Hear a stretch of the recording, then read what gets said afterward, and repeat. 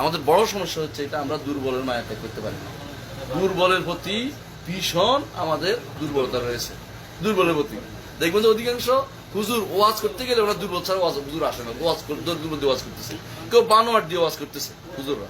তো এই যে এই বলতে চাই আমলের জন্য দুর্বল, কত বড় মিশা কথা দেখেন, জীবনে এটা কেউ বলে না, এটা আমলের জন্য নয়, আমলের জন্য বলে না, কেউ বলে না আমলের কথা। সবাই বলছে একটা কথা যে ফজিলতের ক্ষেত্রে তাও কিছু শর্ত দিছে, এই শর্ত অনুসারে ওরা যদি করে একটা চলে না, অথচ আকীদা সাব্যস্ত করতেছে দুর্বল কথা দিয়ে। কেউ বলে না এটা আহকাম সাব্যস্ত দুর্বল কথা কেউ বলে নাই, সব বলছে ফজিলতের কথা বলছে, শুধুমাত্র আমলের কথা বলে নাই। ফজিলের কথা কেউ কেউ বলছে, তাও বলে নাই। সত্যি কথা অর্থ দুর্বল হাদিসের কোনো প্রয়োজন নাই, আকীদাতেও দরকার নেই, আমলও দরকার নেই, ফজিলতও দরকার নেই, আহকামও কোথাও দরকার নেই। আলহামদুলিল্লাহ আল্লাহর দ্বীন আল্লাহ হেফাজত করেছেন। এখানে সহি কোরআন যেমন হেফাজত করেছেন, হাদিসকেও আল্লাহ তাআলা হেফাজত করেছেন। আপনার জন্য সহি হাদিস আমল করার পরে দুর্বল হাদিস আমল কোনো প্রয়োজন হবে না, সারা জীবন পরীক্ষা করে দেখেন কোনো দরকারই হবে না। সুতরাং আমাদের এটার উপর থাকতে হবে। আল্লাহ আমাদের বুঝাতে হবে। আসসালামু আলাইকুম রহমতুল্লাহ।